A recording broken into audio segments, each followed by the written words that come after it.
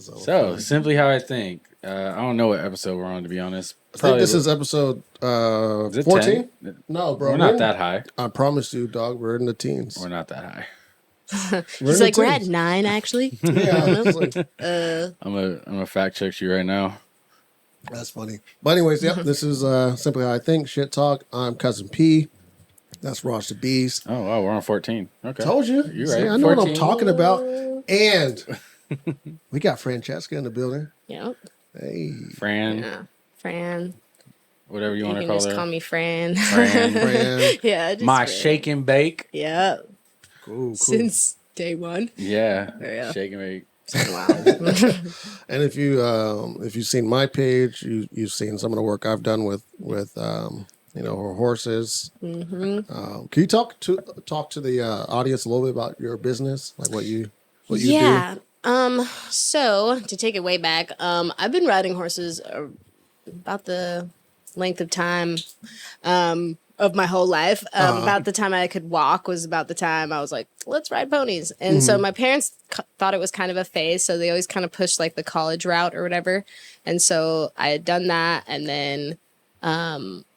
then I got more into like the training side and really, like I can go anywhere and get paid for it. Yeah. So it was kind of nice. Like even if I moved, I still had that. And I realized that without it, I go a little crazy. So, gotta keep the horses alive. But in February of 2022, earlier this year, I finally launched my own LLC. And then within a couple days, actually, I was able to secure like my own little barn on this property where a larger facility is. And so I don't know, it just all kind of fell together, and I just focused 100% on that, or have been focusing 100% on that for like the past couple months. But I was involved in like combat sports journalism for like 3 years, and but everything went on hold. So you kind of been like all over the place, like with different like ventures and stuff like that, right? Yeah, I've always kind of been all over the place since I was a kid. Like I played competitive soccer and then horses, and then I did basketball when I was a freshman.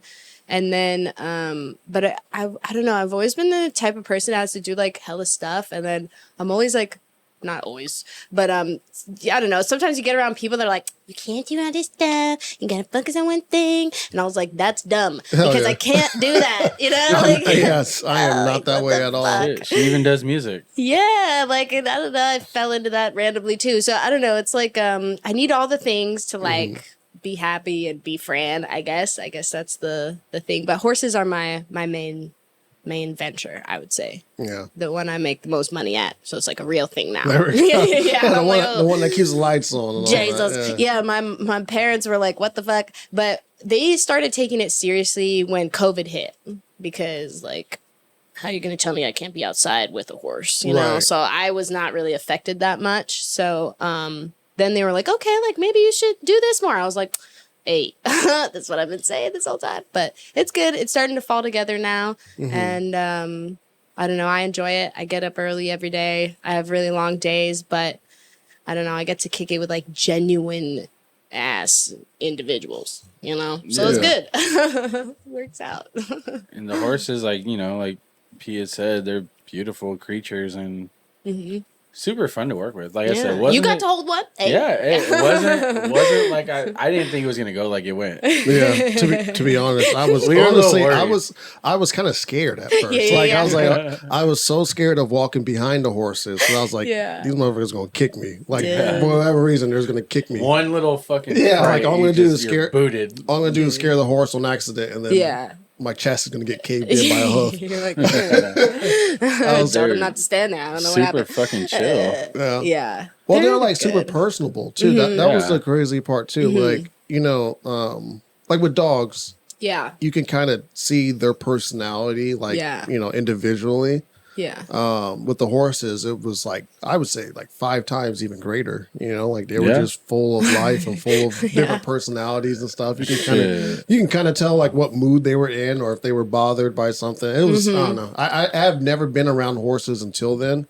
And just with that little amount of time, I felt like I just learned a whole lot. And I really, all I did was just record them, though. Yeah. You know? Well, watching, observing, like you can see a lot. You know, you can see a lot with that, you know, it's thought, expression in movement. And like you said, I mean, they're very individual. They're very, you know, you really feel the vibe with them. And I feel like that's something that's kind of not lost with like humans, but like we should be able to communicate with like, I say this on a podcast and shit, but like with minimum amount of words, you know, like there's a vibe, there's a thing that you can create, you know, between two humans. And it's like, I don't know, it doesn't have to be like a super, you know, in-depth wordy situation, you know, but yeah, they're really agreeable animals. They just want to come chill. They want to spend time. They're social, just like us.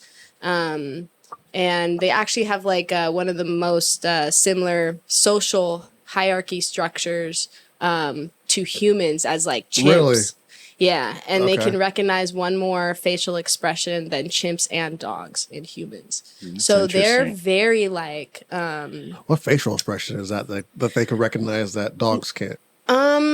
I'm not sure. The study said 17, so apparently the other ones are 16. So I don't know. You don't know which one is left off. I was like, shit, I can't even think of 17 facial expressions I made. I know 5.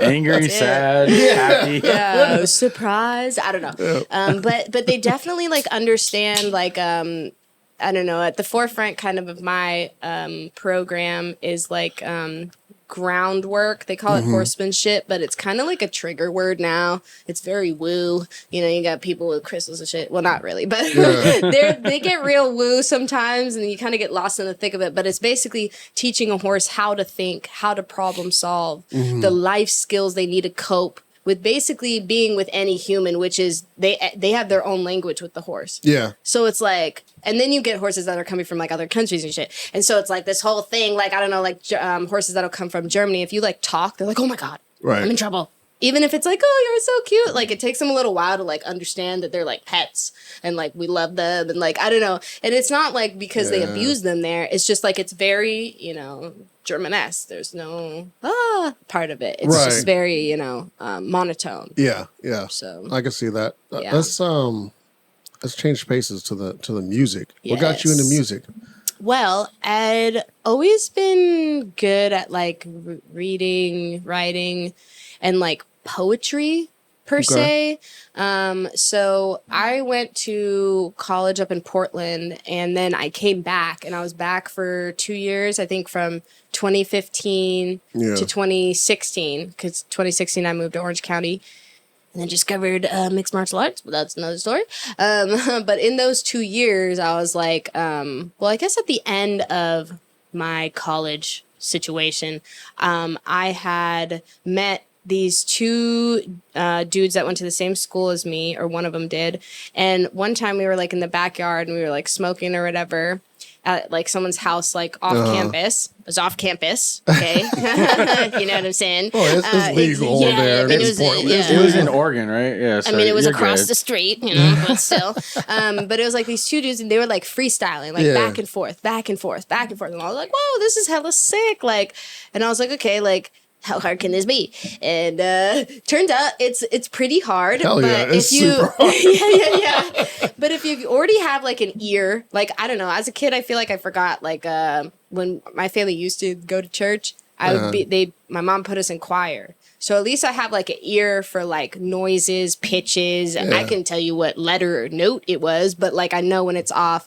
I did drums in sixth grade to ninth grade. Yeah. So I had rhythm, and then like rhythm can help you break down the syllables, knowledge of words. I used to read a lot. So I don't know, it like all kind of came together, you know? And then I just started, shout out to Bub, over at the warehouse, Capital Connection. Like, I don't know. We had ended up meeting because like of a music video, but really I just came up and like just pulled up and like started smoking because I don't really like music videos. So I was like, I'm just be here to say I showed up, you know. What do you mean by like you don't really like music videos? Like, I don't like being in them, especially as like a female. Like I've done it before because you don't really know what it is. Yeah. And then like everyone's like, oh, good music video. But then when you're like in music, it's like, like it's not as exciting. So it's almost like you're more looked at as like the eye candy or something like. Yeah, well, because you're a prop, right? You're a prop, Yeah. and especially in music, it's not just a prop situation for a theatrical venture. You know Right. what I'm saying? It's like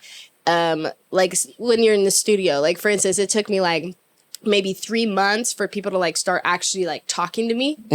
And like when you go, like things that you notice, right? Like going into a room or whatever, like people shake everyone's hand but yours. Right? I've heard this. Yeah. But someone explained this to me that it was like, okay, well, for one, say if you come in and you say what's up to like a chick, you don't know if that chick is with somebody or like someone's hoe, because that's a real thing. That's a real thing. I had no idea what that was until I came in. I was like, oh, it's like hoes. Yeah. They just say that. Well, obviously it's like, yeah, it's a real thing, but it's like you get to see it firsthand.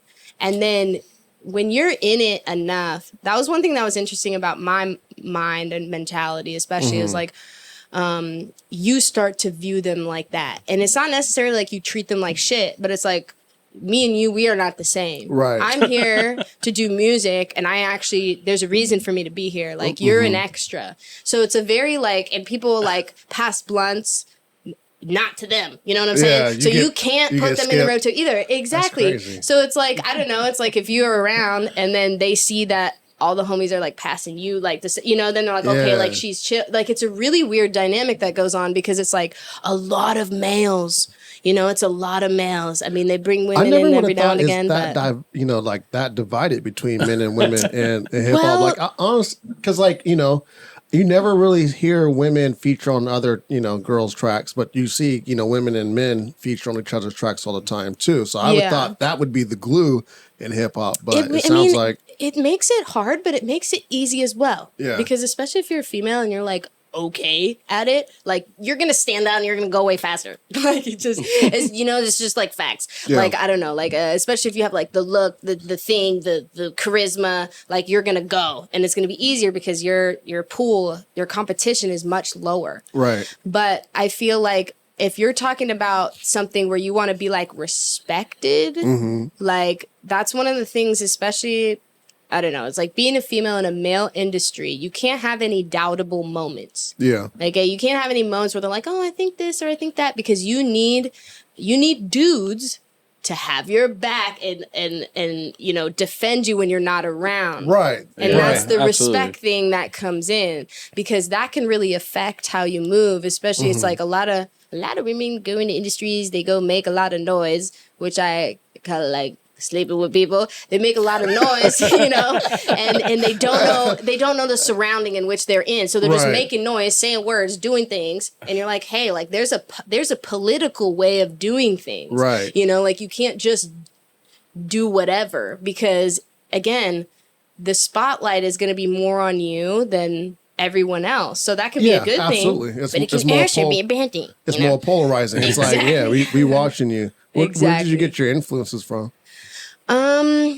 I don't know. I feel like as far as music, like Burner's my favorite artist, so there's that. But obviously, I'm not like a gangster, drug dealer, turned dispensary owner. That's not me. But to be honest, I kind of gave it a shot because there was not a lot of female artists I could relate to at all. I'm like, I wasn't a stripper. I wasn't it wasn't, they talk about a lot of things. Like, obviously there's really good female artists and substances, like, and that have a lot of substance and stuff like that. Not, putting it down, but there's a lot of people I just can't relate to. So I'm not going to. I feel that 100%. I feel like with women in rap, you kind of get one or two extremes, right? You get like the lyrical, rapper who's trying to prove like, hey, women are just as lyrical as men are, you know? Yeah. And they're really good at it. Like you have like Rhapsody,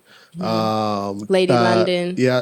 Chica. Yeah, Chica. She's a beast. But then you have the other extreme where it's like hell, sex, oriented. Nicki Minaj, WAP and all Cardi. that shit. Which, I get it. I'm not gonna put that shit down because I think, the first time when WAP first came out, I didn't listen to it for a whole year. I never heard the song. I was like, I don't think that song's for me. And then it played. And I was like, oh, this shit slap. Because I was like, I kind of like the this. beats are sick. I mean, they, whatever it is you need to do to feed your family and live a good life. Like, I don't give a fuck. Do what you I'm do. not mad at it. Exactly. Yeah. But it's like, I feel, it was really interesting. I was talking to somebody about this. I think it was Blaze Ali. He used to be at the warehouse Blaze? too. Yeah. He's fucking funny.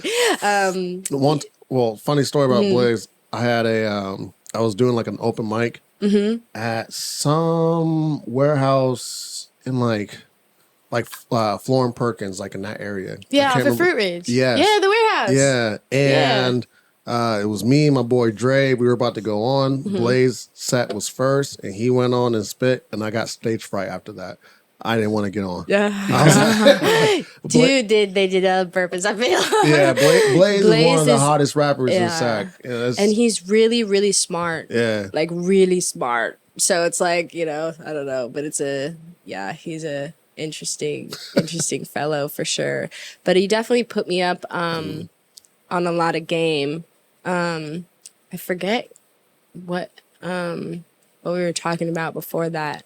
We were talking about influences, putting food on the table. Got to do what you got to do in order to. Yeah. And just, just like my influences and, I don't know. I was like, I couldn't relate to any of the music that I was listening to from a lot of the hot females. And, Blaze had said something interesting. He was like,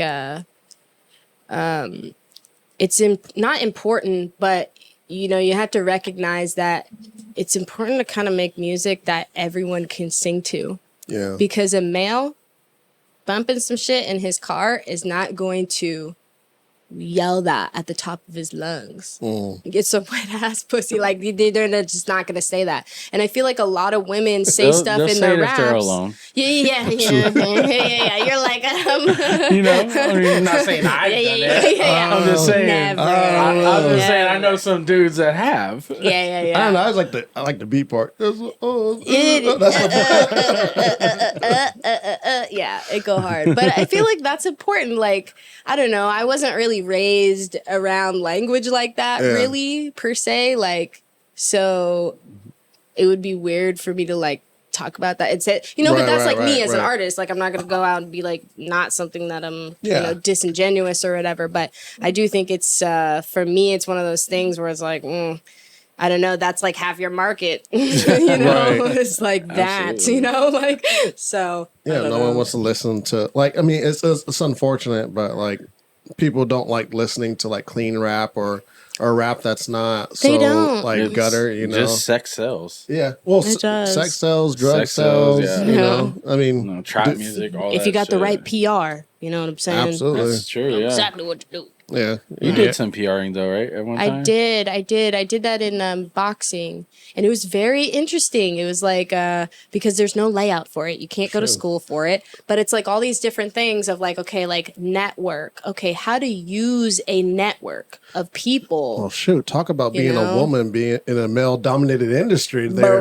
Yeah. That was probably even more polarizing, right? Being in PR and boxing? It was, but it kind of like shifted to media as well. So I was like kind of doing both and like sponsorships. Yeah. So, but I learned a lot. I learned a lot about the industry, about the fight game. So then when I kind of leaned more towards the MMA side. I mean, I've always been like, not always, but since I like came across MMA, I've been a huge MMA fan. But knowing how to navigate the fight industry and what's really going on. Like a lot of people don't understand like what's going on behind why certain people, you should always be looking at why people are matched up with who, in what point of their career. Okay. In the circumstances in which it happened, because there's a goal. There's a goal of the matchmakers. There's a goal. They're always testing something.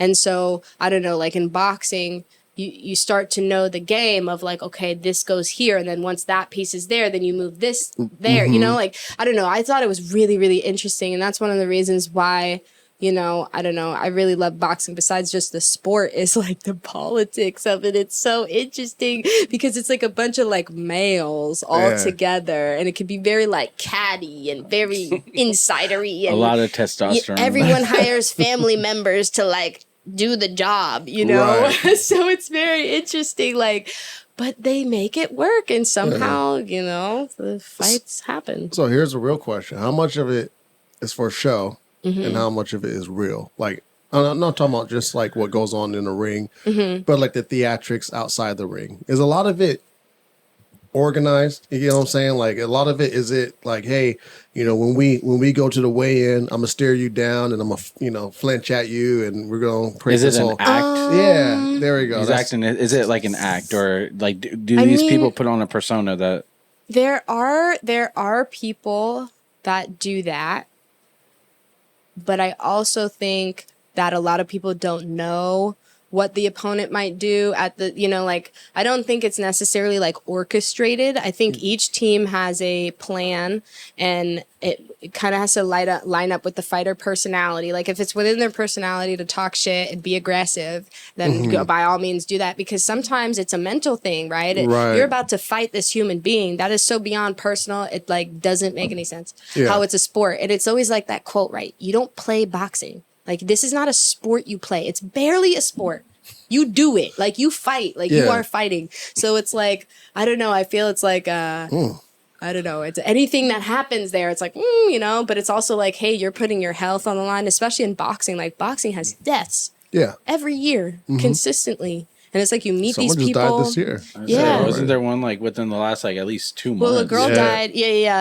Earlier this year, I think she was like 18 or something. But in the year that I was like doing PR and the sponsorships, like deep in it, and then I started to transition more to the MMA side. Yeah. Like there was 2 people I knew. I met them. Oh. I met them. And they died. Okay. Yeah. And it's a very crazy sort of thing, but it's like, you know, outsiders looking in, they won't necessarily understand that risk kind of that a boxer takes.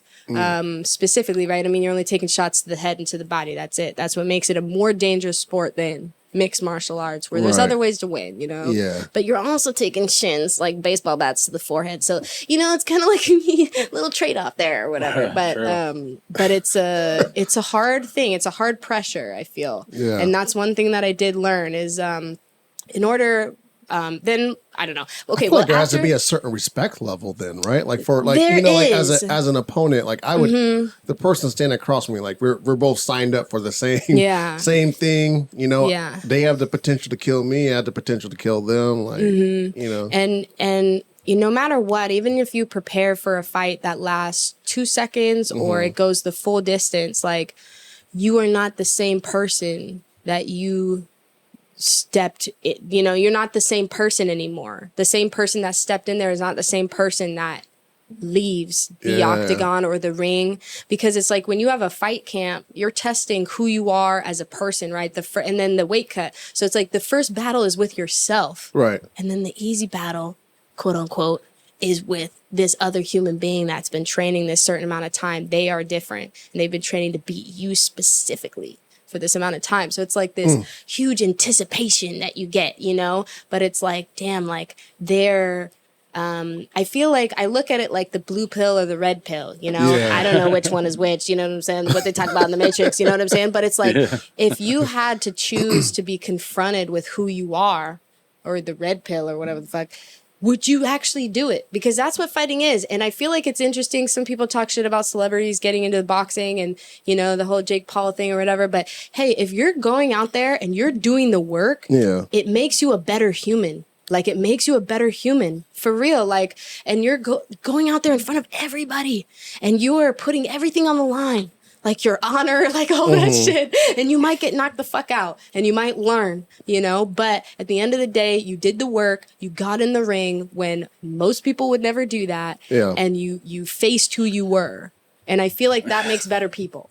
So I'm like, whatever. Going back to Jake Paul, by the way, I just think all his shit is staged. Dude, he's actually good. And that's what people hate. Okay. I feel like he's good for an average person.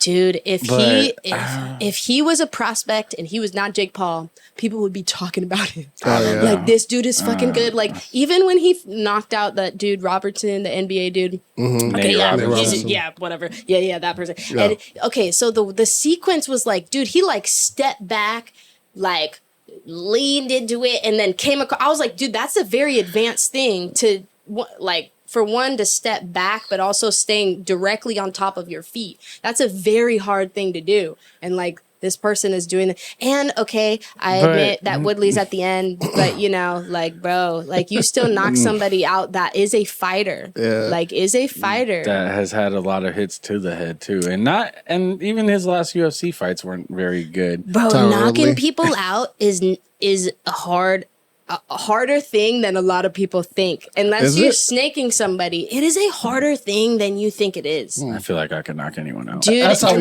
we all feel, right? Exactly. We You're all going to feel like, throw I'm just that gonna right go in there hand. and knock this motherfucker out. Dude, you're going to throw that right hand and the person is going to look at you and just keep coming. Like, what happens then? When you're punching someone and they just keep coming because they know what it is. They know what fighting is. They know how to be punched in the face. Whether their brain shuts down or not, they know how to do that, you know? And so it's like, I don't know. It's, I think people think it's something that it's not. And yeah, it's hard because he wasn't necessarily a viable person, but I know a lot of people in boxing that have trained with him that do the camps. They say he's humble, he works hard, he's always asking questions, he's like really dedicated to it. And so I'm like, whatever. Again, you might be a troll, you might say stupid shit, you know, you just gotta deal with it. I just want him to fight boxers, not these UFC dudes. And well, but shout out to him for has, actually gonna fight someone like that's a he boxer. only has 4 fights. Yeah. And he has no amateur career. Except for one fight, like all these professional the boxers, KSI dude, they have like Deji, they have like 200 fights by the time they hit like, you know, like pro level. pros. Yeah. Like that dude and someone, if you've ever seen someone, I think that's also the part that people are upset about is the fact that it's because he's good. dogged. It's because he's got money though too. Like I think it's money because I think there's a lot of amateurs that are good. like you can hire the best boxing coach to. Dude, it's okay. So the amateur system, the way it works in boxing is, so within your first 10 fights, you can only fight someone, or you'll only be matched up with someone that has 10 fights or less. After 10 fights, you are thrown to the wolves. So you might fight someone with 100 fights. Now they do it in a tournament-based bracket. Yeah. So you don't know who you're fighting. Right. You're not preparing. You're weight cutting the day of. It's fucking hard. It's That's grueling. dope. Right? That's like, dope. That's crazy. yeah, and they don't have that in That's MMA. clean. In MMA, they do it kind of similar to how like pros, like you're matched up with someone. And a lot of the Right. times, the people see who they're matched up with and they don't come back. That's kind of the thing I feel that they did around the boxing and the tournaments. Really? Because if you know who you're fighting and this is your Yeah. first time fighting and you And see you're that, like, nah.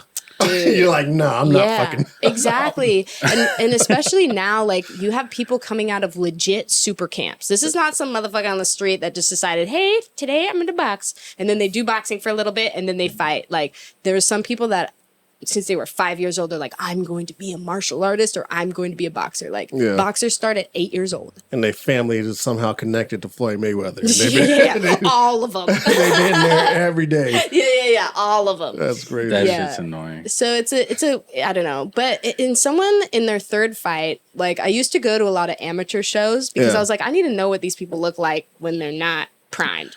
Yeah. And dude, There's a difference. anybody that goes in there, you don't know what the fuck's gonna happen. And any response that they give is normal. They could freak the fuck out and want to leave, and I'd be like, I respect that. Yeah. In a way, like I respect that. Like it's like it looks shitty to everybody else, but dude, you came up there and you had no idea how you were gonna react, and that's what happened. And you see people, they like spaz, they make decisions in there, and you're like, well, that's not what you're supposed to do. You know, like they're doing weird shit. And any response is a normal response. And so for him to be able to do that under a serious amount of pressure, huge crowds, media weeks, because media weeks, people are asking you questions, they're getting in your head.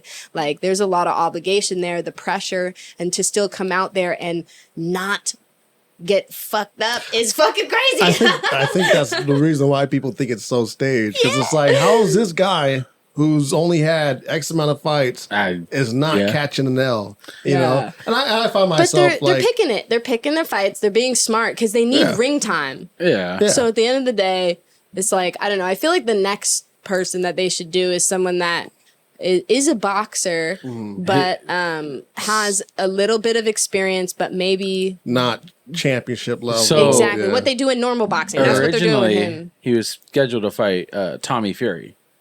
Tyson Fury's younger brother. Yeah. But apparently Tommy Fury can't even get into the States. Oh. wow. So now he's boxing it's one of his old sparring partners that I guess gotten into it a few times. I can't remember his name. It's like a Mexican dude? No, he's black. Oh. But he's... Even better. No, I'm just kidding. he is a boxer, so it's like we're going to see what's going to happen in August. Yeah. So, I personally can't stand... I don't know. I think it's a very interesting... if you're looking at it from like a... Hasim Raham Jr. is who he's going to fight. Like Prince Nassim? Like that guy? Oh. No. I don't know. Whatever. I don't know. All right. Well, I got one more question about boxing, and then we'll get into our. Well, we have these truth or drinks, and then we'll get into our regular schedule. Okay. But debunk a myth about boxing. That's my question. What is a myth that people have that you could debunk? Let's see.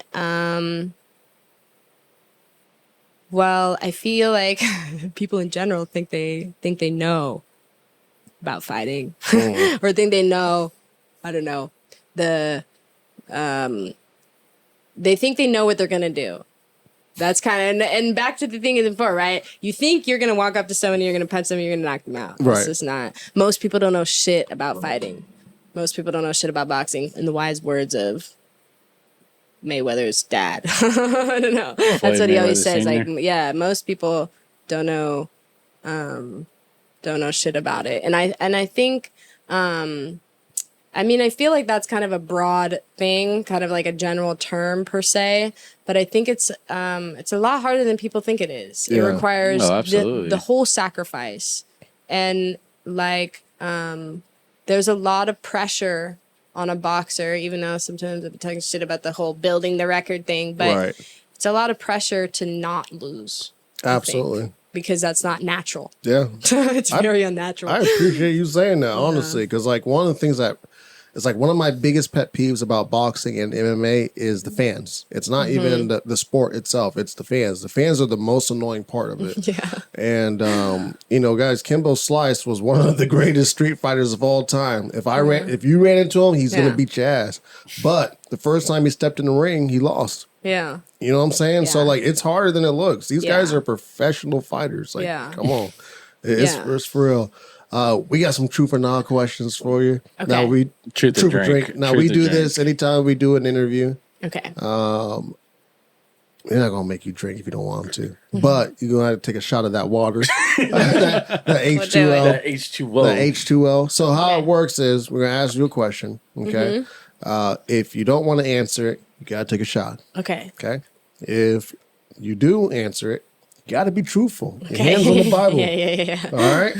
You took it off. You're under oath. You're under oath. So he said, yes, hand on the Bible. He said, you swear to tell the truth and nothing but the truth, so help you God. Yes. All right, let's do this. Okay. Question number 1. What bad habit have you kicked?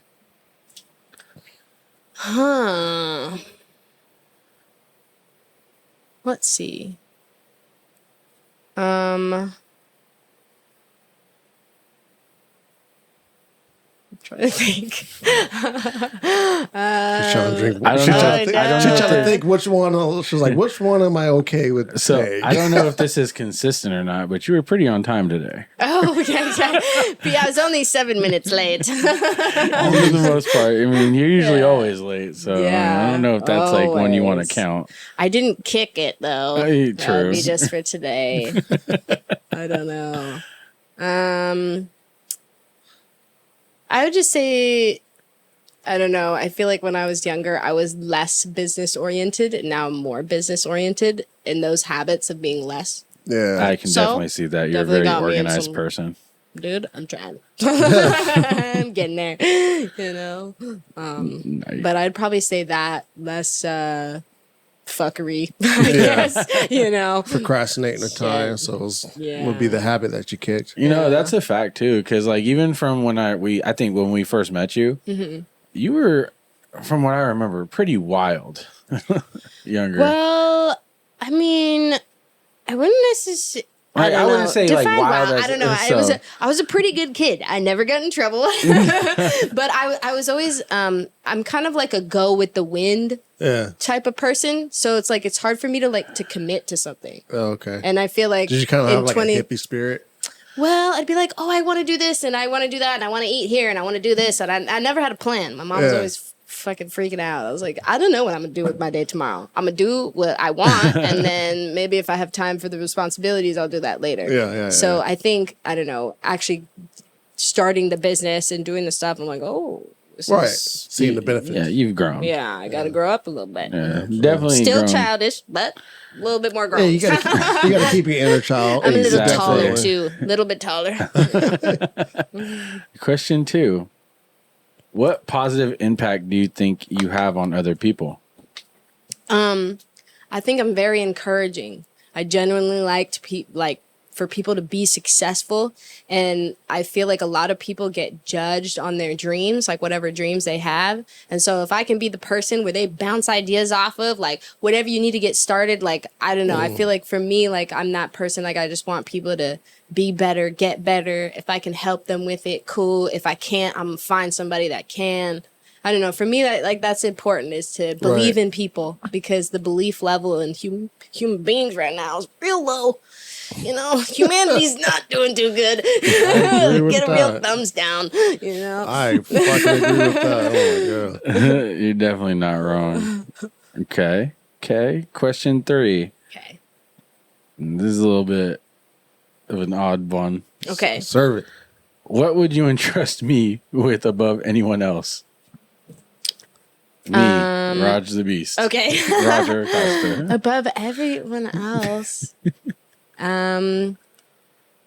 Well, I feel like there's not a lot of people that are really trying to collaborate on like a genuine level. I feel, and every time, I don't know, but like every time I feel like I can reach out to you, and it's a very like constructive thing. You know, like some people you reach out to them and it's like, yeah, it's like constructive, but like not really. Or productive and not really. Yes, I do. You know, like exactly. Frustrating as hell. But it's like, it's always like a positive light vibe. And so it's like, okay, like if I have this idea or have these things, like, I don't know, I feel like I can, you know, talk to you about that or give you that, you know, thing, because then we make a plan and we do it. It's very rare that you have, especially like friends that are like, you know, going and doing and like, you know, and just have that curiosity, I think, for different things. Sorry, I just wanted my ego stroked a little bit. Yeah. Well, there you go. You're like me. You got a good stroke. I just wanted to hear something positive about myself. Yeah. In there. Fucking Roger. I had to do it. There we go. All right. Well, now you know, so Yeah, you know. gang. Put a smile on my face. That made me feel good. Yeah. I can't say I do have the same like relationship with you, and as well with, you know, my best friend over here, P. Yeah. It's just all the time like that. Yeah. Probably like these are probably 2 of the most like trusted people that I trust like in here right now. Yeah, I feel like in the creative world. Yeah, absolutely. Definitely in the creative Oh my god, world. it's so hard to trust people in the creative world, because everyone's so, you know, like they're, whatever they create is so personal to them, and like everyone, well, not everyone, like most people have like this natural sense of competitiveness with their creativity. It's like, oh, my creativity is better than your creativity. It's like, well, why can't we just work together? Like and We're just trying to win, you know? yo. Right, That's it. exactly. Win Like, as a unit. you know, like, why can't I be a beginner? You Right. know, why, Yeah. why do I have to be good at this now? Why can't I be bad at it now and then like work my way up? You Like know? the normal series of progression. Yeah, exactly. Like everyone expects you to be like good, especially like photography. It was like when I first got into it, it was like, you have to be good at this right now. Like if you post a photo, it needs to be like A hit. yes. Yeah. It needs a hit like off the rip. Yeah. You're like, oh. That's the most nerve-wracking thing about photography. Speaking of that, just Yeah. wanted to say, because like you think a photo looks good, right? And then like, you know, you don't know, like, I mean, I know with you, like, because I've shot with you a bunch of times, I know that you're a genuine person and that you're honest. Yeah. So it's like, you don't know, like, okay, we think the photo is going to be good, is like other people are gonna think that too. Yeah. And I feel like And it's especially like- with women too, because they're Yeah. like they might have a thing, like Yeah. a certain thing about their nose or their eyebrows or their lips, and they're like, I didn't like the way that looks, and I'm like, well, no one can tell, Right. but we can still talk about it because it matters to you, and clearly this photo is different than this one. It's like That shit is nerve wracking. Absolutely. Being vulnerable with your art. Ooh. Okay. oh, for sure. Next question. Have you ever ghosted someone you were close with? Yes. That you were close with. Okay. What's the Without story? saying names, can we get Without Yeah, saying yeah. names. Well, this person, I'd known them pretty much like my whole life since like first grade. And then some shit went down, and I knew that this person was wrong in the situation. Right? And later, that situation came to double back one night after the club. And fucking ended up in a crazy situation. And after that day, like, just cut that. Just never, no explanation, no. I Whatever. respect I was that. just like, I can't. I think you've told me this story before, and if it's the person that I think it is, I think I know exactly who this is. Oh, well, okay. Yeah. Well, we ain't got to say the name, but I Yeah. fucking respect that. You- I don't Yeah. know. It's like, for me, it's like, yeah, it's like kind of how long you've known someone, day one, whatever. But it's like, for me, it's like, we're cool up until a situation until I think you reacted very poorly in something that could affect my life, not just like being alive or dead, but like in a, you affected me directly, or I Right. didn't like that. That doesn't matter because you pick up day ones on the way, like you can meet someone, we're like, we're best friends. And then from there, it's like 30 years, you're like, still best Right. friends, Yeah. like, and that, you meet those people along the way. So for me, I'm not really too concerned with cutting people off. I feel like maybe sometimes I should probably, this is one thing I've been working on, but probably, not in extreme situations, but probably try to do a little back and forth to at least see, because I feel like sometimes I just like, meh, it's too much work, Yeah. meh. So then I just kind of, because for me, it's like, I'm going to keep doing horses. I'm going to keep doing what I'm doing. Right. So, I don't know. Sometimes I feel like I do need to try a little harder, but at the same time, I'm like, don't do stupid shit. So Yeah. there's Totally that. reasonable. Absolutely. I get it. You got to keep your circle kind of revolving too Yeah. every now and again, because like the 5 people who you hang out with, or always around you, or who you're going to become. So Exactly. you got to assess your circle. Like, all right, who's holding us back? How can we Assess get your better? circle. You know, That's Who's a a good. positive impact? Who's a negative impact? Yeah, Right. like who am I putting more energy into? Pros and cons. and getting less energy back. So Make a list. Absolutely. Now here's a question I don't think she's gonna answer. Okay. all right, last one. This is a shot. All right, I'm Yeah. gonna drink. She's gonna take Yeah, that I Ready? already don't think you're gonna answer that this. dangerous shot of water. This is about to get X-rated. Okay. Oh boy. Extra Run dirty. it. Says, what's the sex skill you're most proud of? And by the way, I'm gonna drink. and by the way, I just want you to know, I felt so uncomfortable asking you that. Well, that's okay. That's okay. funny. Nice job. You asked it though. Yeah. Like it didn't feel right coming off my tongue. No pun intended. Yeah. Exactly. That's so funny. All right, well, let's get into our regular scheduled program. Let's do it. Okay. There's a lot of shit that's been going on in the media lately. A Jacksonville man was arrested for killing his neighbor's chickens. It was a rooster. Rooster? It was a rooster? It's a rooster. Okay. To be specific. That's the meme And- that I saw online. I don't know if that's true. And what he said was that Popeyes, Church's KFC, chicken. Churches kills chicken every day. So therefore, he's justified for killing the rooster. Yeah. But did he eat it? Is the question. You Did know- you just let that You go know to what? waste? Would that have made a difference? Yes. Because that's the difference between like hunting and like going to the grocery store. I feel like If you're he did gonna his kill- neighbor a favor. If you're going to kill something, eat it. Maybe he killed it because it was making too much noise. I think Well, that's why he did. I think that's why A he did chicken it. is still a chicken. I get no. I'm with you. I'm with you. You know, one thing I was like thinking about. I don't know why this crossed my mind.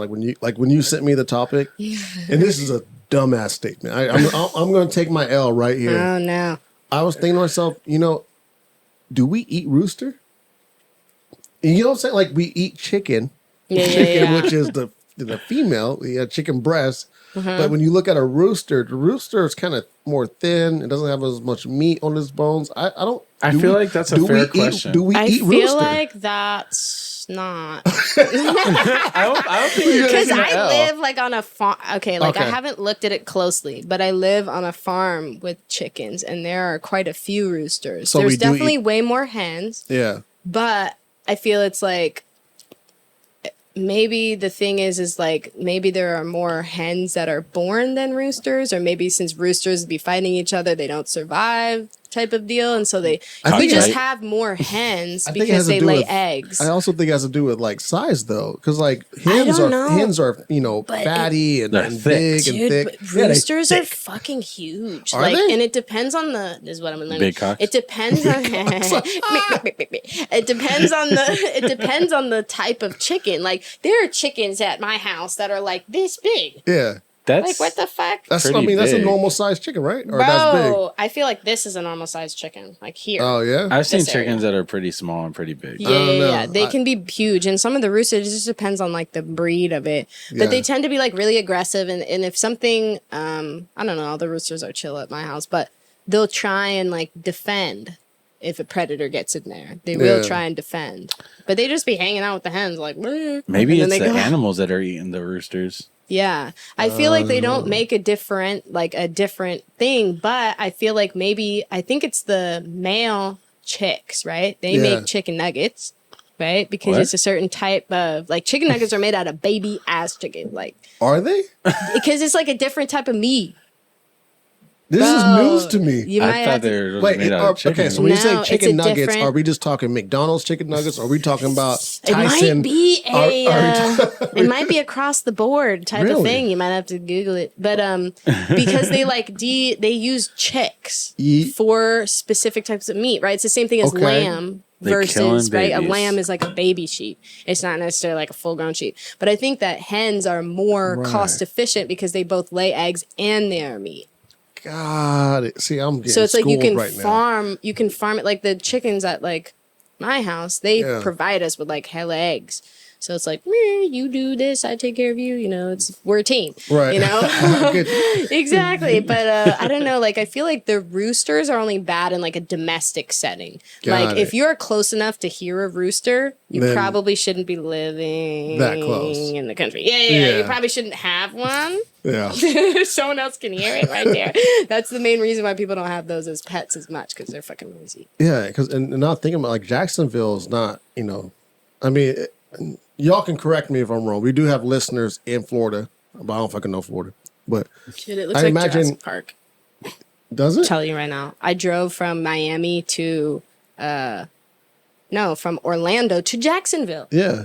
Yeah, and it was like Jurassic Park, and I was like, "Whoa, look at this shit!" Yeah, it was crazy. I was like, "I'm gonna see a gator! I'm gonna see a gator!" And it never happened. I was just like, outside the window for like 4 hours, just like, "I'm gonna see one." For some reason, I always thought Jacksonville was like suburbs because they have a football team. Like I couldn't imagine them be like in the swamps and like the bayous and shit. And they have a first world. But Florida's kind of swampy a little bit. It's very green and very. But I mean, it's like, I don't know. I mean, if you live close enough to a man that is willing to kill chickens, I feel like maybe not the right place to have chickens. You know what's crazy to me about this story? And it got out, right? Florida. It like wandered into his yard, or did he go into that person's yard and kill their shit? Because that matters too. That's a like big question. Trespassing, murder. I'd be like, yo. What I find crazy is that the cops didn't even do anything at first. You know who did something? Who? Animal control. Yes, that's their job. That's sad. Yeah, which they are like police officers. Like they will come out in police gear. I wouldn't respect a fucking animal control guy. But I think it's like a division of. I feel like the military and the Air Force. I feel like they can run my hands and I wouldn't be getting in trouble. Dude, I don't know, man. They deal with rabid animals. I mean, that's true. They're on the end of a pole like this. They've never dealt with a rabid animal like me. Oh my God, here we go. Breaking out, bitch. Yeah, they don't call me Raj the Beast for nothing. Yeah. That's a real question, though. Did he actually hop the fence or wherever and jumped on their land and then? Because that's a little bit much. How he was trying to sleep. He hit it with a stick. Oh, what? He hit it with a stick? Yeah, he hit it with a stick. I feel like that worked. I feel like that's apparently. You know what's funny? Dude, chickens are like indestructible. Okay, I'm gonna tell you guys a story. That wasn't one swing, dog. Yeah. That's really fucked With up. a stick? right. The fuck? You mean a bat? Not a branch, not a bat, a stick. He hit it with a stick. Yeah, that was more than one swing. All right, Yeah. let me tell you That all a shit took story some real time. quick. Go ahead. Okay. So about 2 months ago is probably right. This actually was on the news too. Here, like not like down the street from where we are right now. For the listeners, Sacramento, California. Yeah. And we have a lot of turkeys over here. Yeah. There is a shit ton of turkeys. Where they come from, I don't know. Every time I see a turkey, I'm like, where the fuck did you come Honestly, from? I think they Why just are spawn. you here? Yeah, I do. I do too. I think they just But spawn like a Halo game. anyways, so, and actually, like 2 weeks ago, I saw like a bunch of like baby turkeys. I was like, what? Dude, they're fucking Why? idiots. But anyways, so this story was on the news. A mailman, my mailman, you know, was in trouble because not in trouble, but he killed one of the turkeys. These turkeys are fucking rabid. They attacked the mailman. Yeah, they'll attack you. Yeah, they don't attack everyone though. They attack the mailman and certain people. It's crazy. I was chased into a bush when I was like in 7th grade. But dude, it was a herd and they were coming and I was crying. I was like, ah! so Fuck the turkeys. and there was people around here like, oh, this mailman should be fired. You know, they were all pissed off. Then there was people like, you know what? Fuck those turkeys. They're dicks. Yeah. They are. You know what I do every time when they're in my front yard? Yeah. I get my chihuahua and she chases go. them off, and it's the most hilarious thing I've ever seen Dude, because it's a small ass dog chasing off these big birds, fucking flying. Dude, they're So now these mailmans, overpopulated. if they see the turkeys like on a street, they can't even go down that street because mace them. Okay, mace them. he killed That's it by what you hitting do. it with the pole. Well, what is this choice of weaponry that we got going? Like, you got a car, motherfucker. Just fucking hit it. Well, when he's It was in the delivering road. mail, he's not in the car. Swinging, He has his, swinging Gotta get that objects. pepper spray. yeah, he has his His baton. whacked one. Like, and what I the was like, fuck? you know what? I told him, I was like, I ain't even mad at you. I would've done Dude, the that's a same thing. dinosaur. So exactly. Fuck that turkey. Yeah, You know, you just made yourself Thanksgiving dinner Yeah. right there. for real. Although But did he take it home and eat it? Is the question. He did not. No, because I guess animal control came in and picked it fucking up. animal control. Fucking animal That's control. what I said. I was These are like, good that's guys what or I bad said. guys. I don't fucking respect know animal anymore. control. Fuck Those them. assholes. No, I respect But I them. We mean, need them. a rooster is an interesting thing. I don't know, kind of going into boxing for a second. Okay, so you know how when Conor McGregor said, "Oh yeah, you fight like a Mexican." Yeah. Remember that? And people Yeah. were offended. Well, it didn't. There's a reason why people call it that. It's an actual term. Like, it's literally an actual term. So when you see a lot of like Mexican fighters fight, it's like, or like, for instance, like a Brandon Moreno or something, if we're looking at MMA. Yeah. Like, when they get hit, even if they get knocked out on their feet, their body is still going to throw punches because that is the way their DNA is programmed. Like, it's similar to a rooster. This is how they get it. This is what they get it from is, Yeah. right? So a rooster, even after you chop its head off, It'll will still be still moving. come for you. It will still try and kill you. Like, it still will come for you. That's scary. That's the thing. It doesn't matter. I think Even that's- after you're dead, they will come for you. That's the fighting like a Mexican. That's what it means, kind of. Like, it's like, I think that's why the guy. I mean, that's for sure Yeah. why I think the guy took multiple hits on that rooster. yeah. Like, what the fuck? He probably hit it once, and then the rooster kept coming. Hit it again.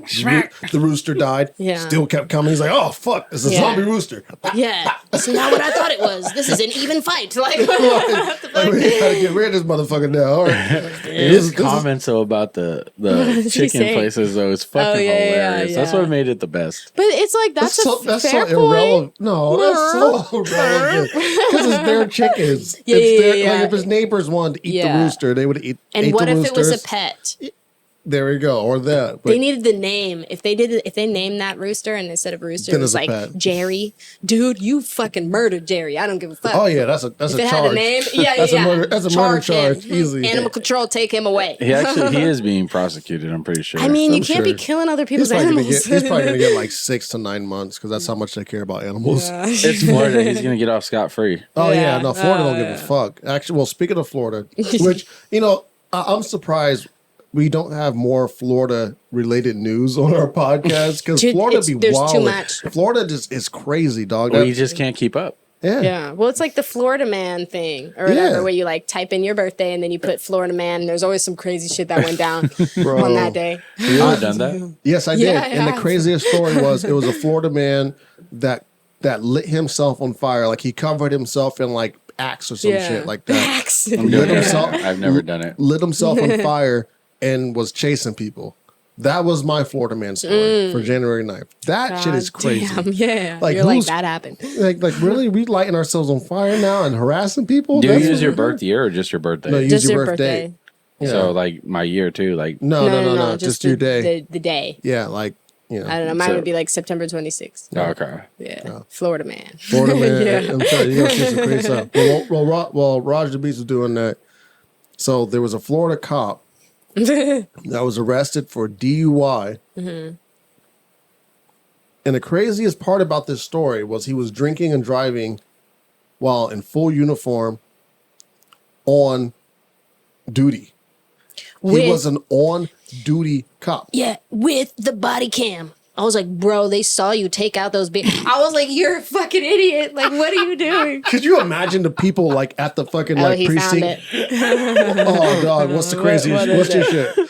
Florida man arrested for masturbating with a pickle on private property. Oh my God. With a pickle on private property. Oh my God.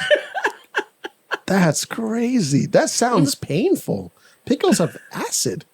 Where was he sticking the pickle is the question. Oh. Did it have pickle juice or was this one pickle? Does that Was matter? he caught with a jar? I feel like that's intent to distribute.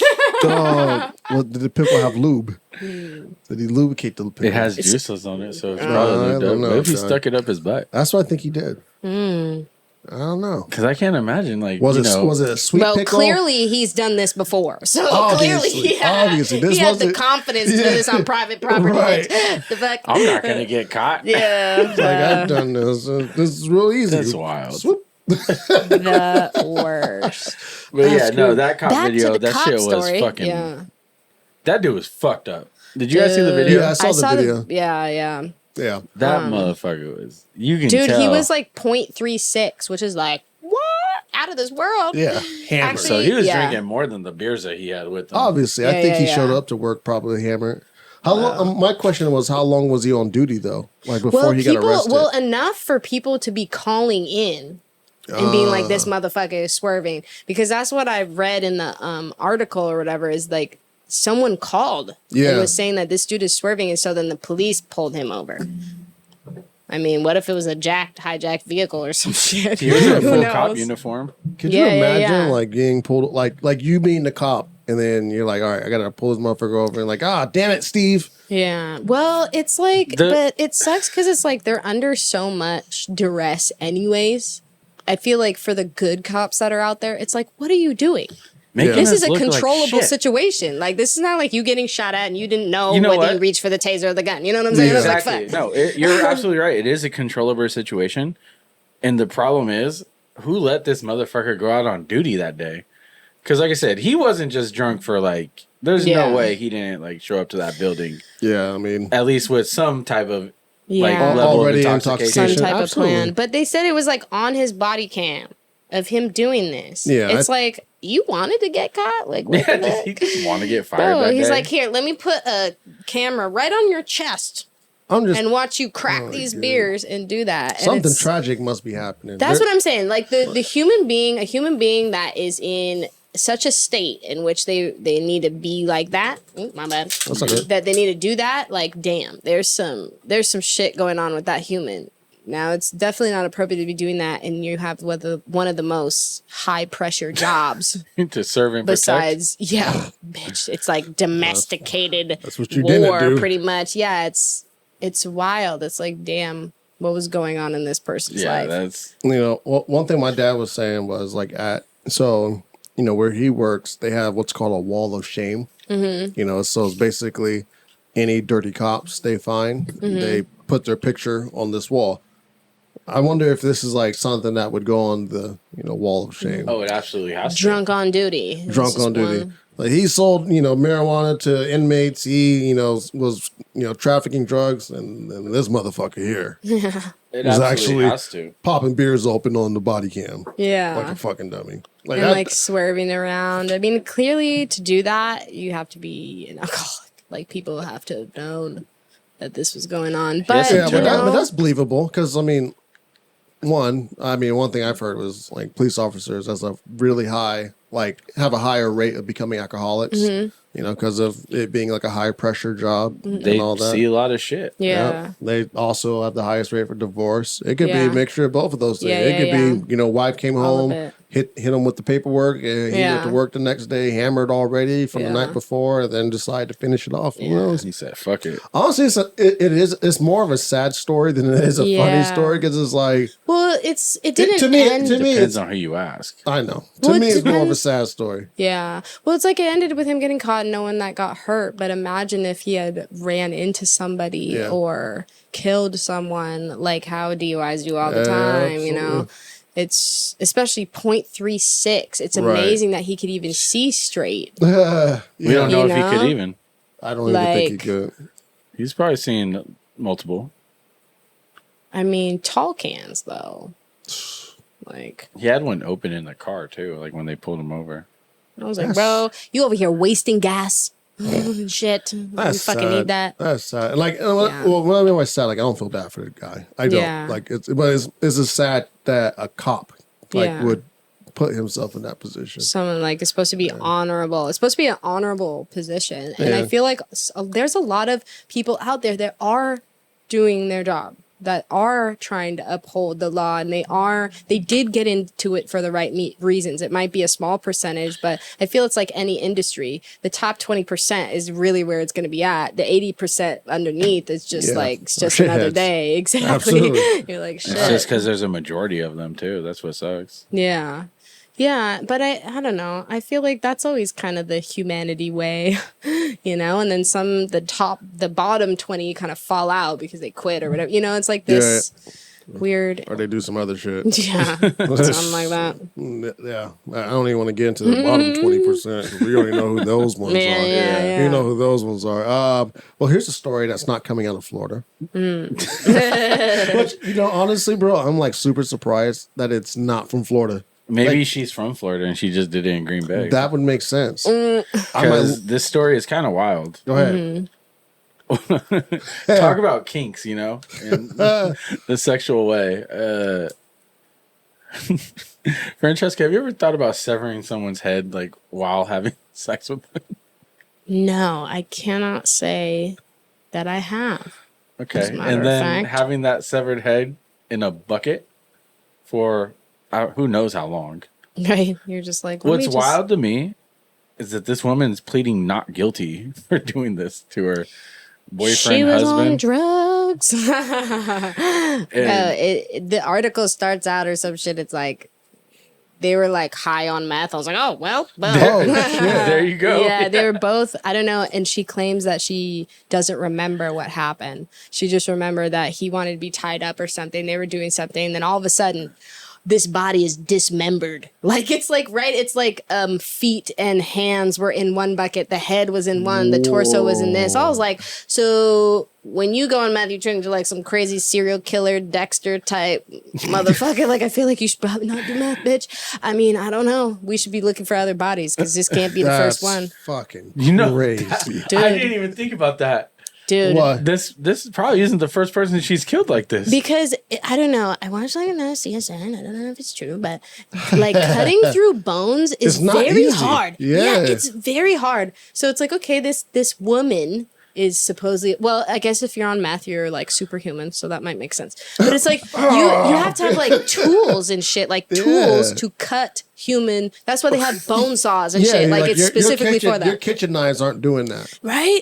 My question is, what's going on with I think the guy? Like, dude, you were on meth. You thought you were going to have a good time. And you're like, tie me up. And then this bitch cut your head off. And you had nothing else to say. I think you're onto something. I think this was a setup. Dude, this setup. is, what is that? What is think this was, I bet you this wasn't a one person job. Dude, this is the MK Ultra shit.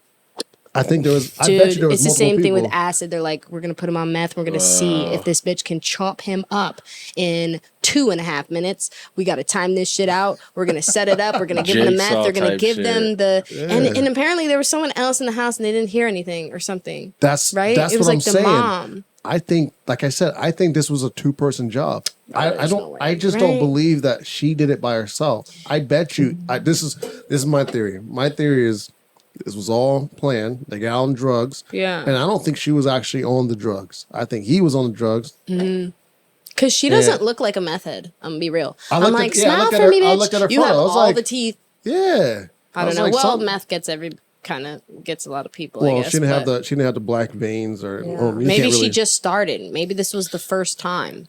And she was like, I'm like, bitch, really? Full send. Dude, yeah, right? Yeah. Really, you're just a serial killer. You know how, because sometimes it's like alcohol is like money, right? It just accentuates who you are. If you were an asshole before, you get on alcohol, you become more wealthy, you're going to become even more of an asshole. Yeah. Like, you know, if you're always like selfless, you're going to become more, oh, I love you, bro. You know, all the shit, you know, but it's like, well, maybe that's just not her drug. I think the mom helped. Dude, she had drugs. I think so. His mom? Whoever. This was at his house. Oh. Yeah. Well, I mean, maybe she drugged the mom. What Anybody if the could do mom and anything. the girlfriend were sleeping together and they're like, let's take your boyfriend out of the equation? They're like in the worst, hardest way possible. Maybe the dude has a MILF mom. Who knows? Dude, maybe they need motivation. They're just I like, don't know. today I I'm mean, gonna go to the anything can gym. happen. Anything like whatever comes out on this story, I believe it. If they go, oh she's yeah, probably going to do insanity. But I Oh, guess God, that's she's- like, right? If you plead not guilty, that means you're going to do like a deal type thing. That's Yeah. what you want. You want a deal yeah, because to not obviously, do the death penalty. That's probably what it's for. yeah. I mean, obviously, somebody is dead, Yeah, and and she knows something yeah. that can help with the case. Yeah. You know what I'm saying? Like I don't know. The way I'm looking at it, like I agree with She you. was Like there. I think either she's gonna plead insanity, like you said, Yeah. or she's gonna make a plea deal and it's gonna be exposing somebody else. Yeah, yeah, Like, yeah. hey, God. I Or wasn't the it's one like that what is that? Manson murders, right? Yeah. They kept on like getting him out of prison and shit. Some shit would happen and they would get him out. And he was like part of a program. Like it's not a conspiracy theory anymore. It's like MK Ultra was like a real thing. Yeah. Like that's wild. You know, like and it's like they bought a brothel and they were having these girls drug men and then like having sex with them and doing weird stuff and they thought it was a truth serum, right? So it's like they see what they can admit to, but it's like, Right. dude, they bought a whole building. You don't think they can buy a house, a couple people? Oh shit.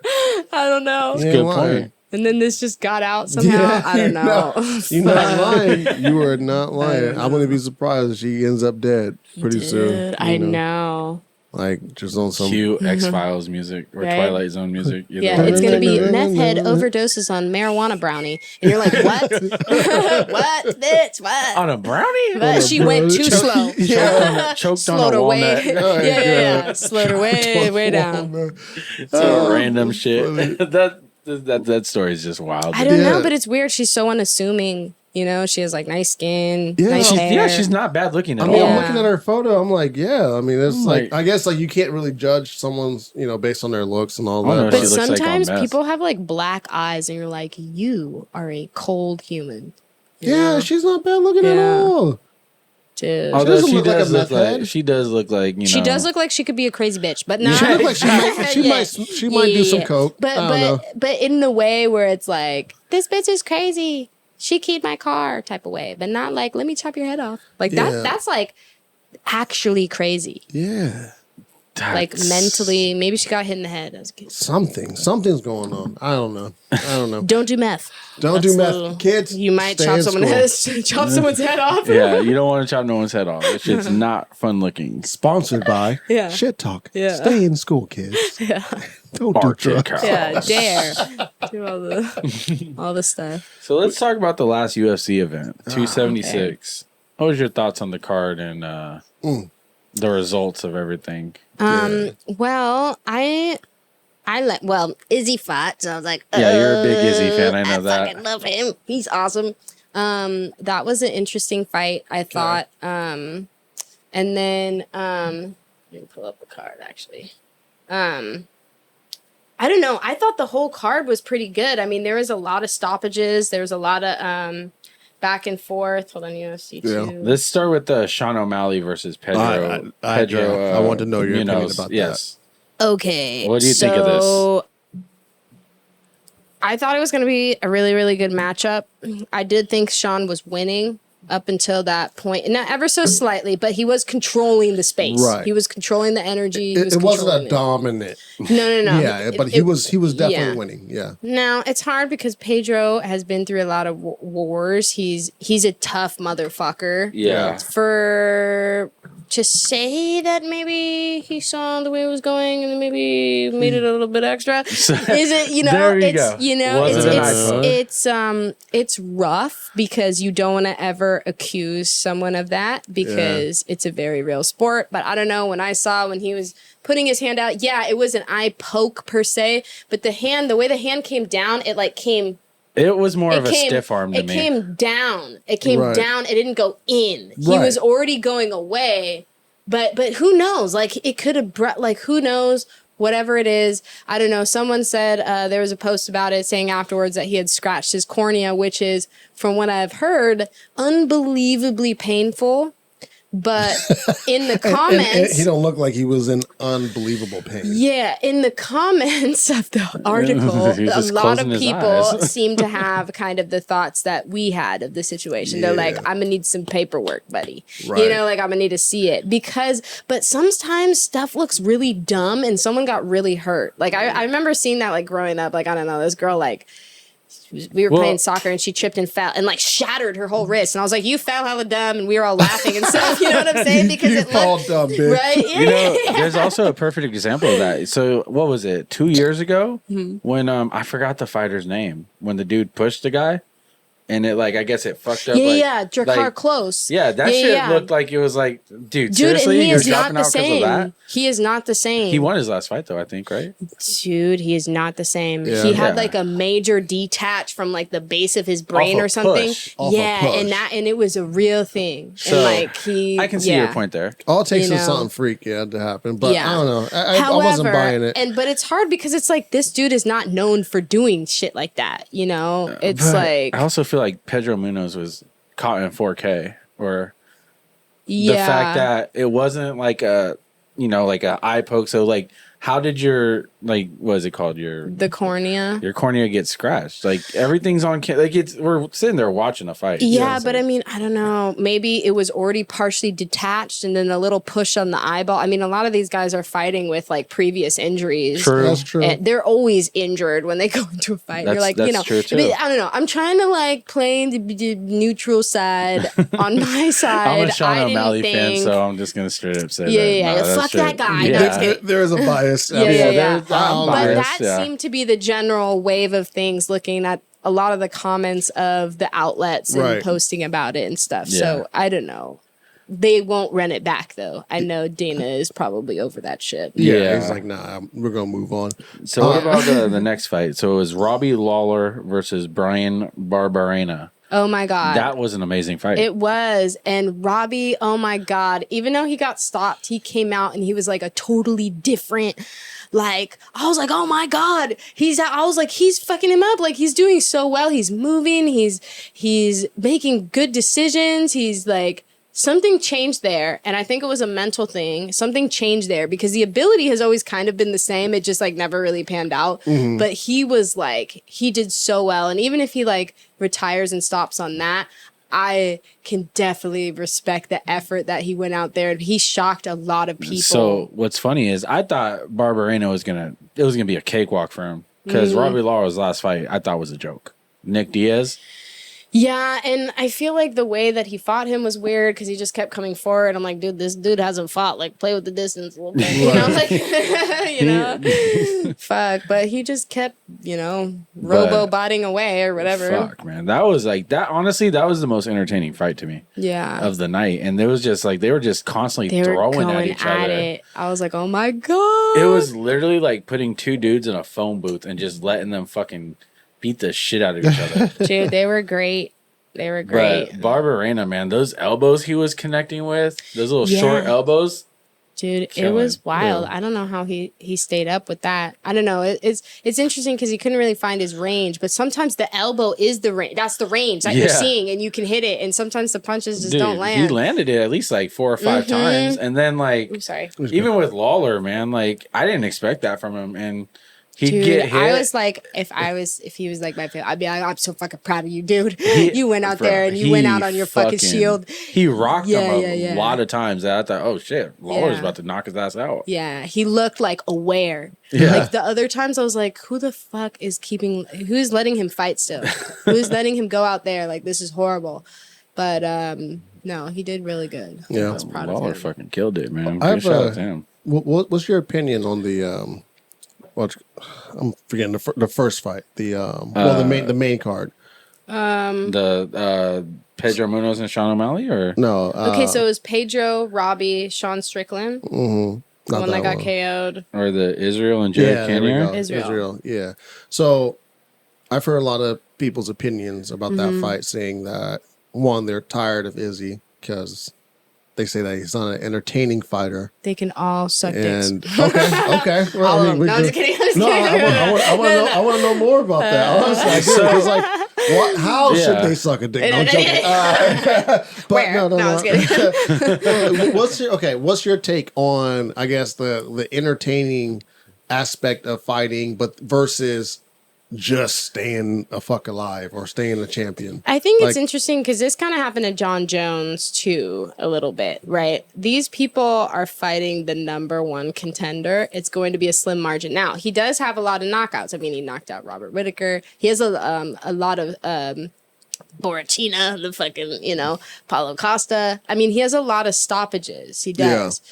But they did MMA on Point. Shout out to them. They procure videos for anyone that really wants to understand the culture of MMA and big fights, the history of it. That's the perfect way to do it because they do it in top 10, stoppages or top 10 crazy things that have happened in MMA. So you kind of get to know the history and lineage and stuff a little bit. And they did a data report. They crunched hella numbers and they said that the most common things that a champion must have.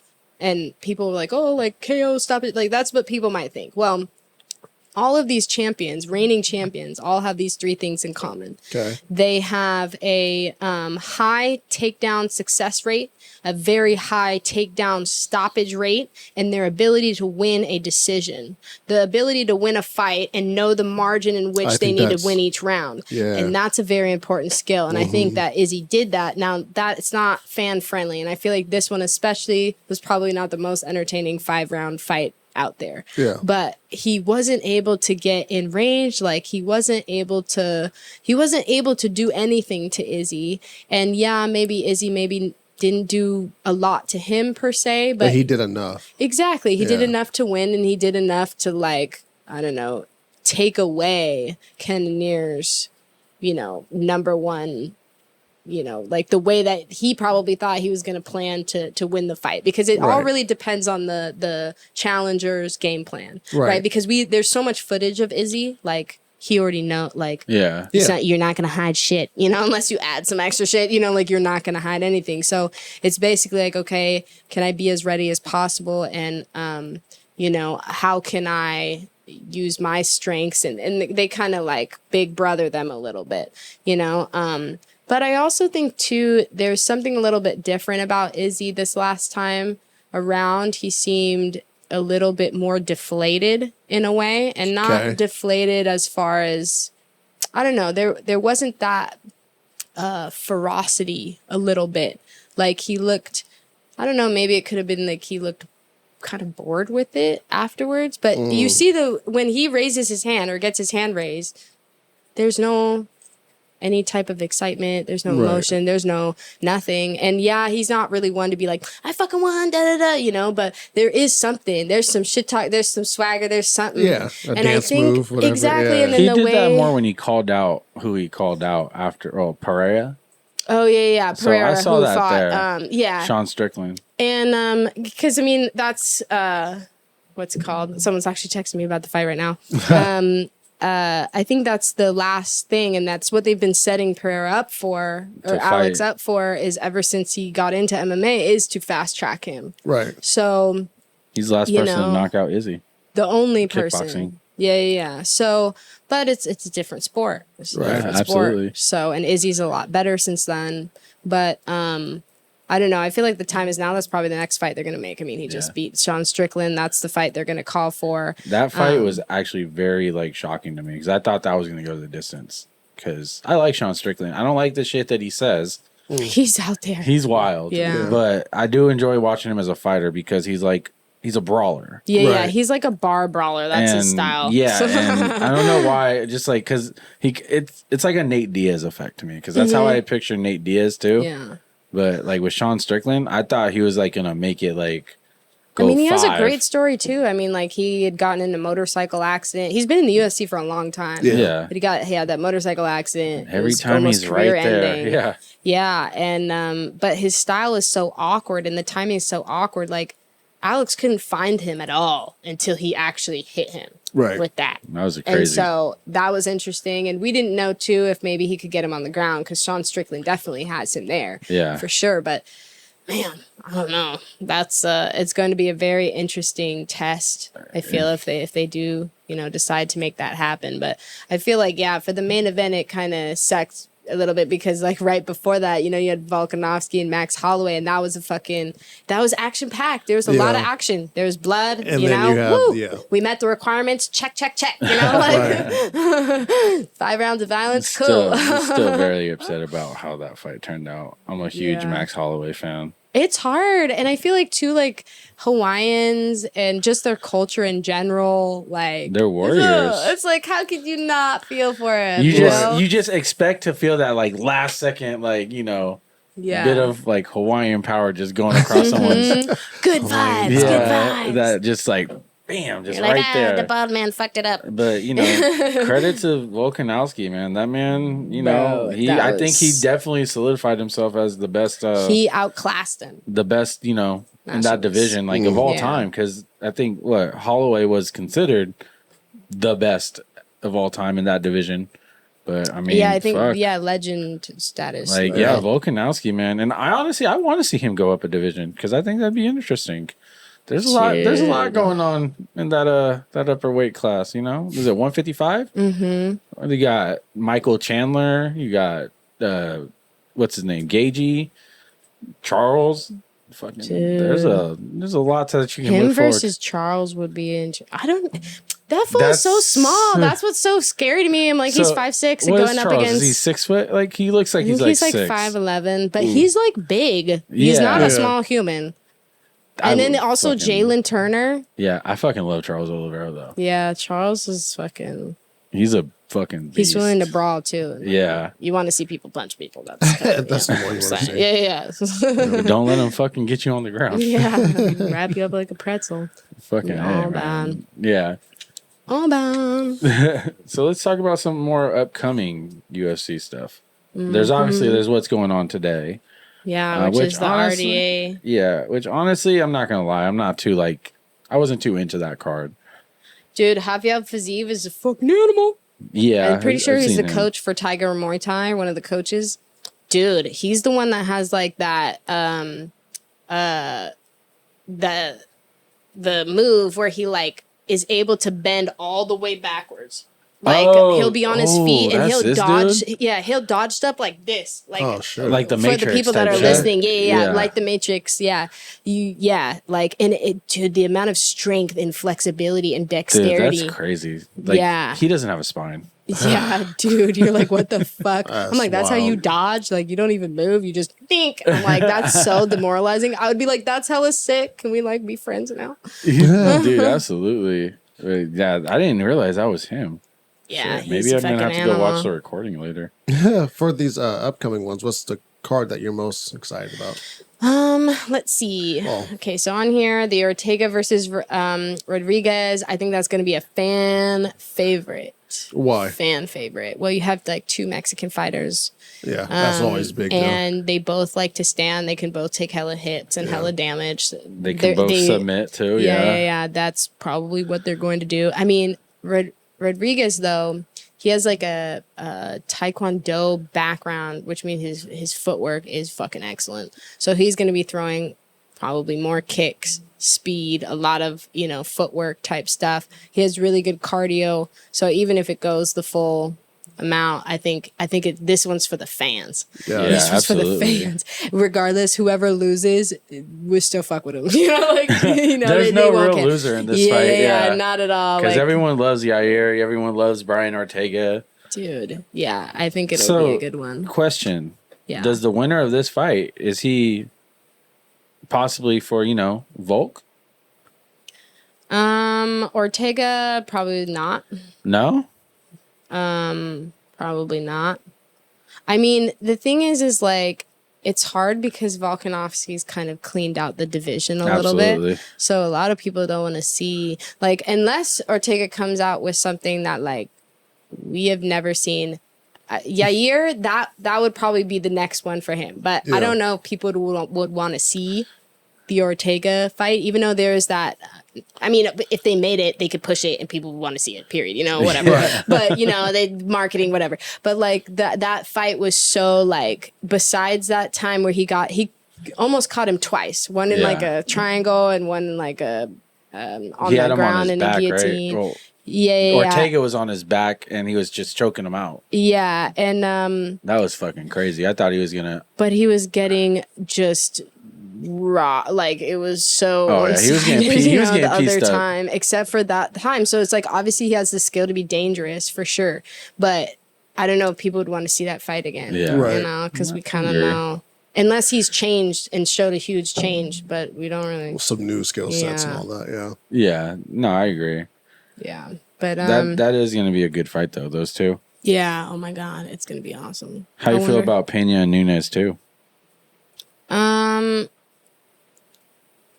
I don't know. It's very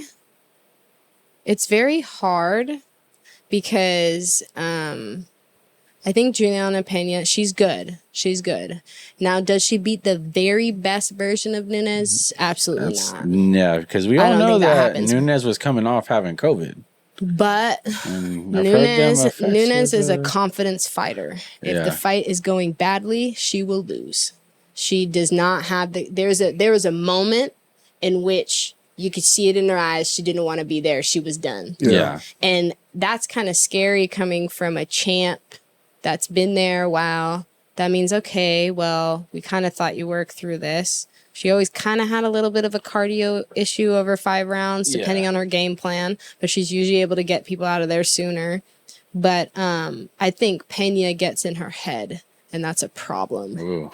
I think that's a fucking problem because she's mental, purely mental. She has all the things, and it's interesting because her chick is the same way too.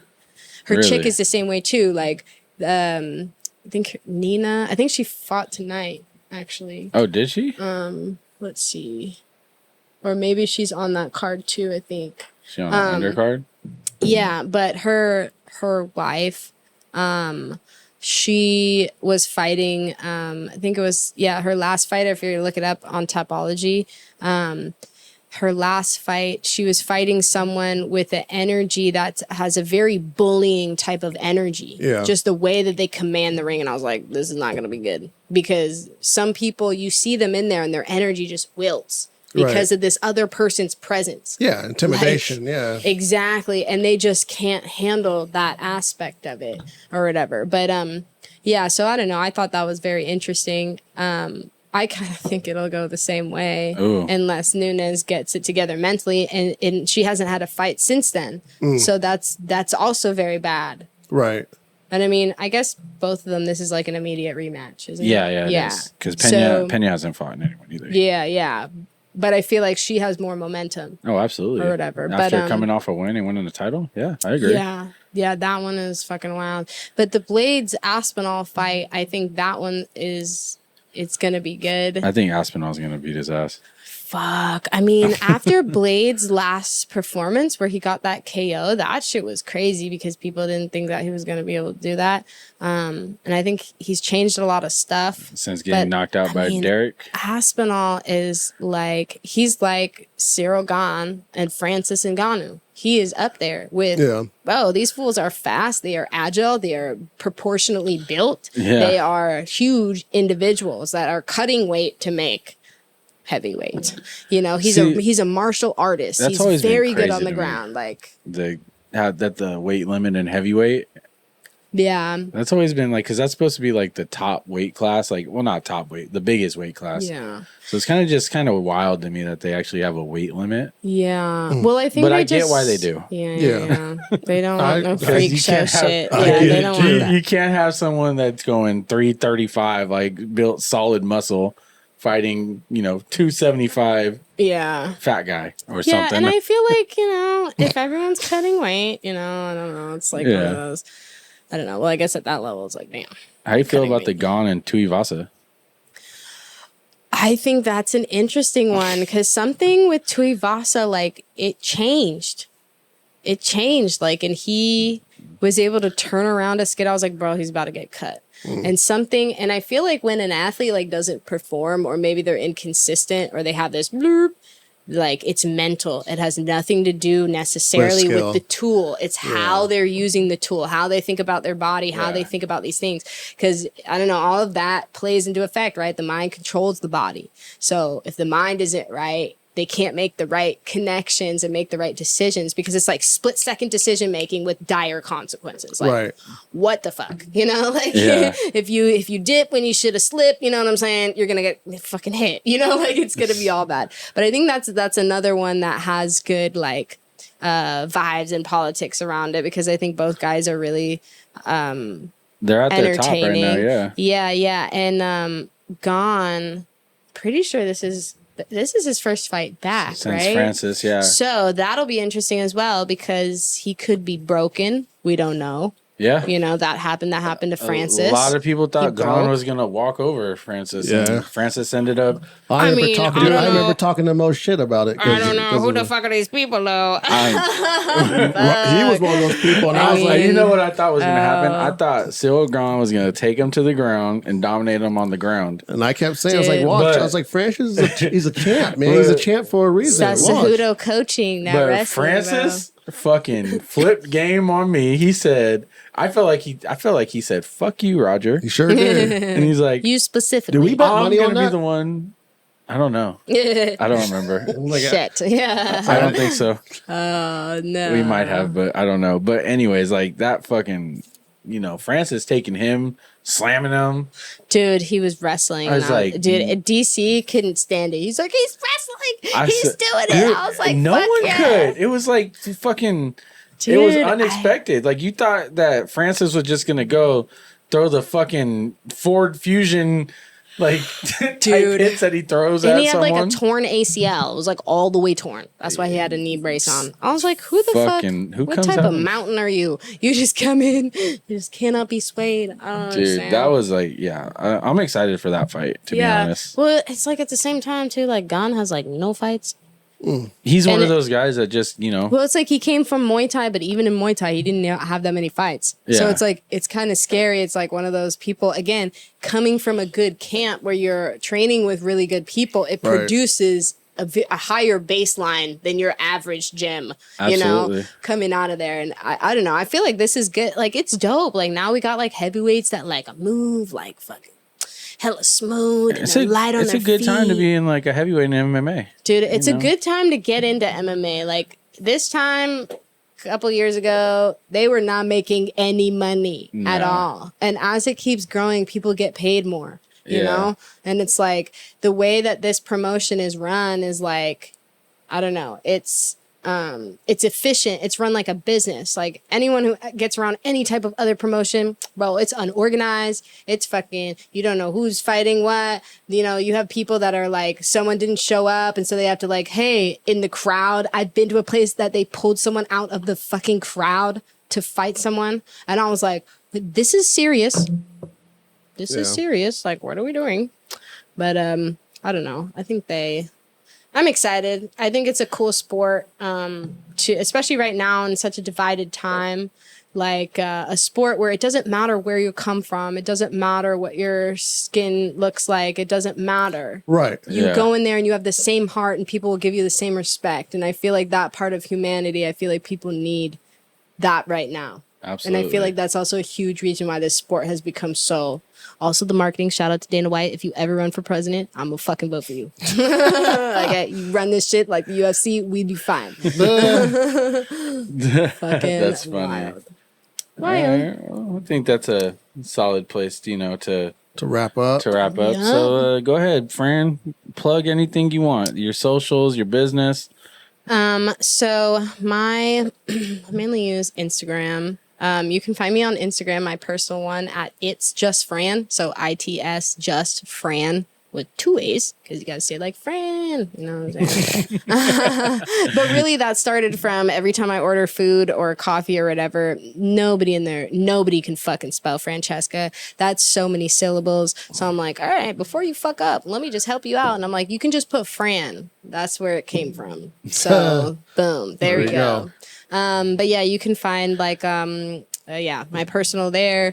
The Blunt Review or TBR, you can find them on Instagram at The Blunt Review and on YouTube at The Blunt Review. And that's like basically my network for combat sports. The whole media outlet there. You can also find my horsey page at By Design as well. Let's see. For music, you can find all the links on my personal page. I think that's about it. I don't use Facebook, so don't message me on there because I won't respond. Facts. Yeah. Well, this has been another episode of Simply How I Think. Don't forget to like, comment, subscribe, share, do all that shit. Links are always in our bio. Follow the YouTube page of the Arctic House TV. Yep. Follow all the socials, Instagram. We got a Facebook. We got a Twitter that we don't really use. You're like, but we do That's have what I was saying. We have it. And a Reddit. Yeah, we do have a Reddit that we don't use as well. We got TikTok,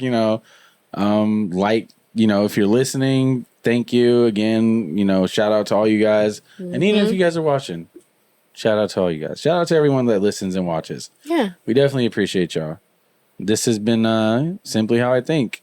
Good night. Good night. Good night.